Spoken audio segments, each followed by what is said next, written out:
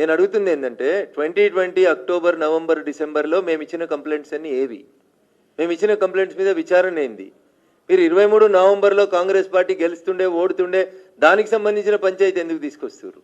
మీకు నిజంగా చేయాలని ఉంటే డే 1లో అసలు బాధితుని నేను కదా. డే 1 మొదలైందే నవంబర్ దుబ్బాక బై ఎలక్షన్ తోటే కదా టెలిఫోన్ ట్యాపింగ్ మొదలుపెట్టింది. అరే మొదలైన ఈ కీలగాడ మొదలు పెడితే అనే అక్షరాన్ని వదిలేసి నువ్వు రౌతికాడ మొదలు పెడితే పంచాయతీ ఎట్లన్నా? అక్టోబర్ నవంబర్ డిసెంబర్ 2020లో జరిగిన పంచాయతీలు వదిలేసి 23 అక్టోబర్ నవంబర్ డిసెంబర్ పంచాయతీని చూసుకొస్తే అంతకంటే ముందు 3 జరిగినాయి ఏంది? వాటి ఎవిడెన్సెస్ అవసరం లేదా మీకు? నేను కదా బరాబర్ నిజాయితీగా ఎవిడెన్సెస్ ఇచ్చి అప్పుడున్నటువంటి డీజీపీకి చెప్పినాను. ఇప్పుడు పిలవడంలో ఉన్న ఇబ్బంది ఏంది? బీజేపీ ఎంపీలు కాంగ్రెస్ ఎంపీలు కాదు క్వశ్చన్. అక్కడ టాప్ అయిందని నేను మొట్టమొదటి నుంచి లొల్లి పెడుతుంది నేను.